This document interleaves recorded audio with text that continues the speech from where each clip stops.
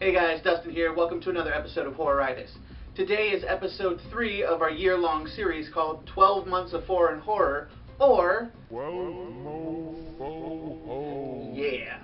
For those of you that don't know how this works, every month I pick a country or an area of the world and examine my favorite horror movies from that area. What determines if they make the list is really just how much I like them and how much I think other people would like them. These are the movies that if you hadn't seen them and we were hanging out, I would sit down and watch them with you. Now, the movies on the list aren't in any specific order. They're not ranked by year or how much I like them or who's in them or alphabetical or whatever. I took all the movies I liked, threw them at the wall, and where they stuck, that's the order they were in. So enough of my rambling. Let's get right into it. This month's country is Korea. And the first movie on the list is 2009's A Tale of Two Sisters. After being released from a mental institution, two sisters return home to their father and stepmother. However, getting their lives back to normal proves difficult when their stepmother becomes erratic and aggressive, and the ghosts of their past come back to haunt them. This movie, loosely based on a Korean folktale called The Story of Rose Flower and Red Lotus, doesn't seem so special at first. However, this movie is a solid flick, and it has a twist that M. Night Shyamalan only wishes his movies could have. And, like so many good foreign horror movies, it got a subpar American remake. Next up on the list is 29 February. A toll booth agent is frightened when a mysterious black car pulls up to her booth at midnight and hands her a blood-soaked ticket. She learns that every 4 years, on February 29th, someone is murdered near her toll booth, and this year she thinks she just might be the victim. This movie is a good entry movie for somebody who's curious about Korean horror, but isn't quite ready for all the intricate plots or folklore that really seems to keep Western audiences from really embracing Asian horror in general. It has a fairly easy to follow plot.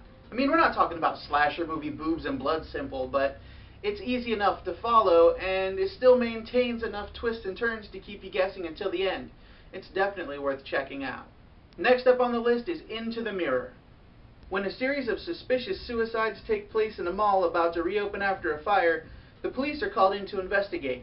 But a former police officer turned security guard has a different idea when he stops a trespasser who claims her sister is responsible, even though her sister died in that very same fire. Have you ever looked into the mirror and felt like somebody else was looking back at you? That's exactly what this movie does. It has a great concept, great visuals from start to finish, and it plays with that uncanny valley thing that we as humans all have. In fact, the only thing that I say would be a minus for this movie is that half the time it wants to be a good horror, and the other time it wants to be a cop drama. And it kind of switches between the two. But aside from that, it is a great movie, and I recommend that everybody watch it. This is also another one of those good foreign movies that got a crappy American remake.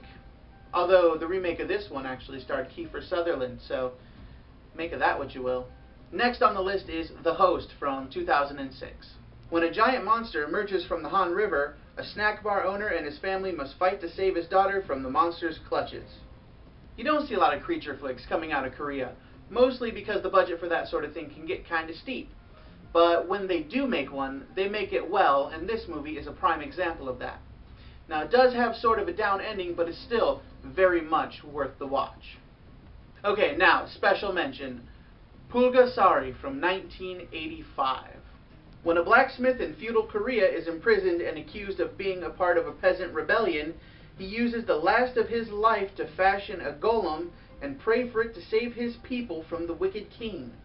This movie is the only movie on the list to come out of North Korea, and to my knowledge, it's probably the only horror movie to come out of North Korea, at least that we can get our hands on. Pulgasari is based on the legend of a monster that eats iron, and in a lot of parts this movie feels like a Godzilla ripoff. However, once you get past all the guy in a rubber suit stuff, the movie is actually quite watchable. The movie is driven mostly by plot and character, and the Pulgasari itself doesn't even show up until about 20 minutes in. And while the monster has a major role in the movie, most of the screen time is given to the peasants and the king in showing the interaction and the tensions between the two. You can find this one on YouTube if you're curious. In fact, the link's down below.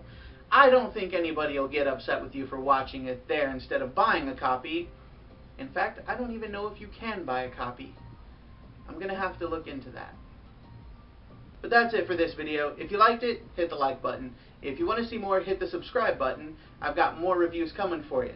If you want to help support the channel, go to patreon.com/horroritis and please consider donating to the channel. You can donate as much as you want, from $1 on up, for as long as you want. It's completely up to you.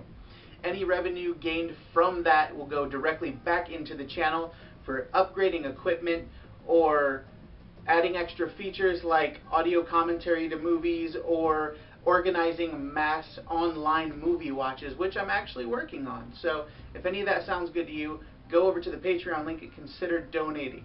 Until next time, I'm Dustin, this was Horroritis, and thanks for watching.